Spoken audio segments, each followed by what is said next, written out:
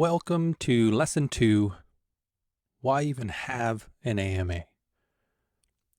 Before we go through all of the ways to prepare and execute and follow up and debrief on this AMA, you need to sit down and have a serious discussion with your team or yourself if you're a one-man or woman show around why you're even having an AMA. There are some good reasons to, and there are some reasons not to. Let's go through some good reasons. Your project is about to launch or is launching in the near future. Obviously, this is a really good point to have an AMA. You want people to jump in, hear about your project, and be able to ask important questions about it. Makes sense. They need to know how to find it, more information, how to find your project and get involved.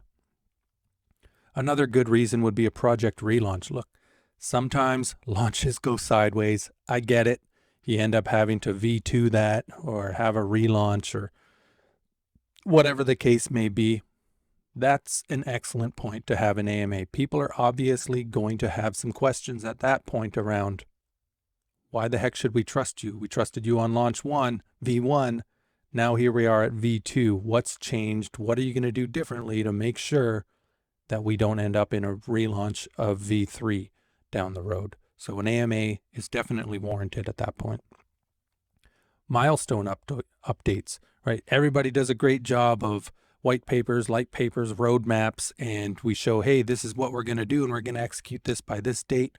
As you reach milestones, that is a great opportunity to have an AMA. One, for you to showcase the milestones and the execution and delivery of the milestones that you've committed to, but then also have your community ask additional questions around closing off that chapter and where do we go as a community from here into the next phase in the roadmap.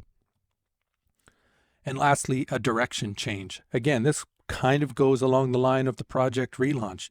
If your project was going off towards direction A and you realize, yeah, that's not really going to work out so well. We didn't think of this, and this, and we're going to have to change course and we're going to have to go towards direction B. You can't just do that in the dark. This is a great opportunity to have an AMA. Just posting something about it, some words or a little paragraph in your Telegram or your Discord server on your website isn't enough. People will have questions. If you want to avoid all the FUD, you need to get in front of them and give them an opportunity to ask those questions and receive the answers. So a direction change definitely warrants an AMA.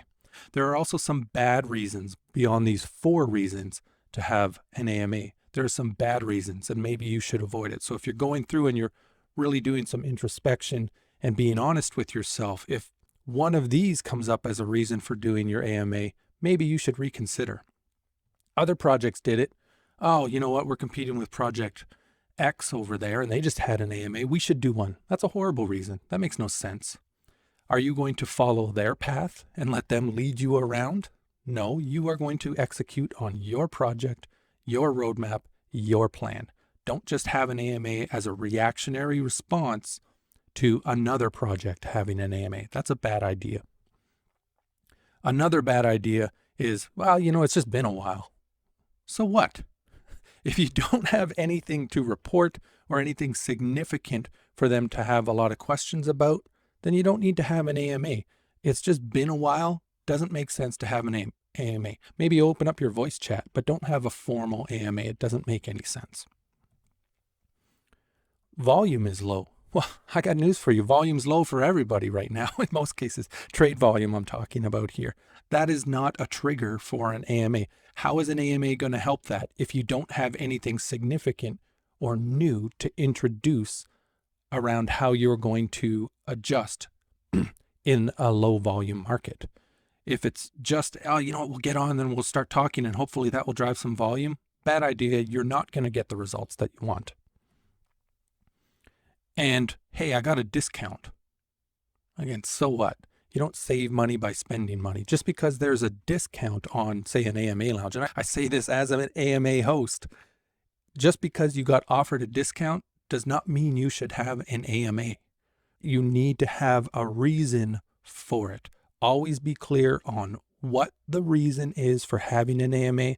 And if you're being honest with yourself, if it doesn't fall into the 4 on the left here, it's probably not a good enough reason to have an AMA. I'm not saying that this list is exclusive and exhaustive. There may be other reasons, but these are the main 4 reasons.